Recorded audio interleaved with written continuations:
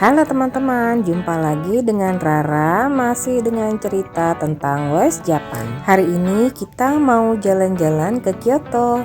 Yang pertama kita mau mengunjungi Fushimi Inari Taisha. Lalu yang kedua kita mau ke Arashiyama Bamboo Grove. Dan yang terakhir kita mau naik kereta yang namanya Sagano Romantic Train. Perjalanan dengan kereta dari Osaka sampai Kyoto itu kira-kira 50 menit. Kita turun di stasiun Inari. Begitu kita menyeberangi stasiun, kita akan melihat gerbang merah pertama dari Fushimi Inari ini. Di sini juga banyak patung-patung rubah yang tadi Rara sempat foto, karena rubah itu dianggap sebagai binatang suci dan juga cerdas dalam mitologi Jepang. Lalu kalau kita jalan lagi, kita akan ketemu dengan gerbang merah yang kedua.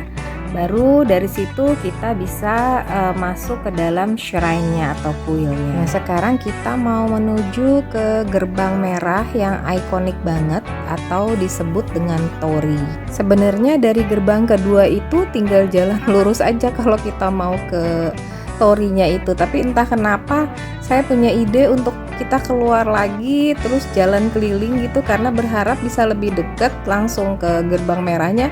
Ternyata ini nusuknya cuman ke daerah tengahnya aja, jadi ke Toriinya masih jalan jauh lagi. Akhirnya kita mulai memasuki gerbang merah yang ikonik ini teman-teman. Jumlahnya tuh banyak banget, ada ribuan. Konon masing-masing gerbang ini adalah sumbangan dari perusahaan ataupun perseorangan. Nama-nama yang menyumbang itu ada diukir di setiap tiangnya, dan di sini tuh selalu rame gitu pengunjungnya.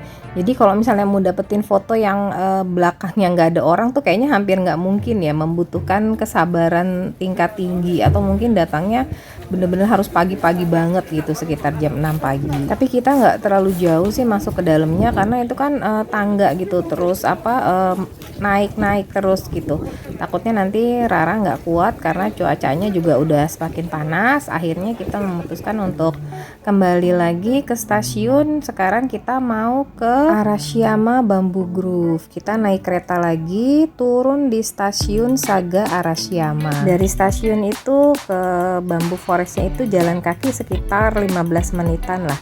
Kita pakai Google Map. Oh iya, untuk masuk ke Fushimi Inari sama Arashiyama Bamboo ini gratis ya teman-teman. Nah, kalau teman-teman sudah mulai melihat rickshaw ini, berarti teman-teman sudah mendekati pintu masuk ke Bamboo Forestnya. Untuk jalan-jalan di dalam Bamboo Forestnya, teman-teman bisa naik rickshaw ini juga loh. Sebenarnya kepengen sih naik rickshaw ini, cuman ampun harganya mahal banget. Untuk per orang aja tuh 30 menitnya aja tuh sekitar 700.000. Berarti kalau kita bertiga tuh udah 2 jutaan kali ya. Jadi untuk sementara ini kita turnya jalan kaki aja. Di sepanjang jalan menuju Bamboo Forestnya juga banyak yang menyewakan kimono. Jadi teman-teman bisa jalan-jalan sepanjang hutan bambu ini dengan pakai kimono, pasti lebih estetik fotonya. Di sini juga nggak kalah ramenya sama Fushimi Inari tadi teman-teman. Nggak berhenti-berhenti deh gelombang wisatawan yang mau masuk ke Bamboo Forest ini. Nah, kalau teman-teman mau bikin foto yang estetik, nah saya sarankan datangnya tuh sama kayak ke Fushimi Inari tadi, harus pagi-pagi banget gitu supaya kondisinya masih sepi. Nah, Arashiyama Bamboo Forest ini juga panjang gitu jalannya.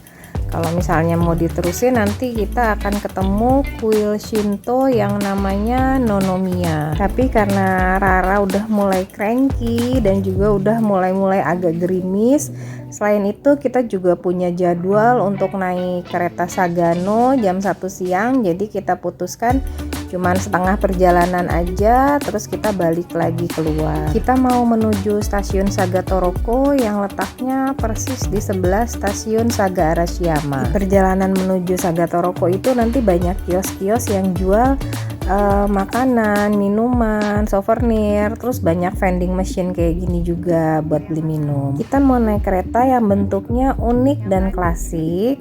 Terus katanya sepanjang perjalanannya itu juga pemandangannya indah banget. Jadi perjalanannya ini melewati pegunungan sama sungai, namanya Sungai Hozugawa. Nah, ini kita sudah sampai di stasiun Sagatoroko. Di dalam stasiunnya ini juga ada yang jual makanan, minuman, dan souvenir, juga tersedia wifi.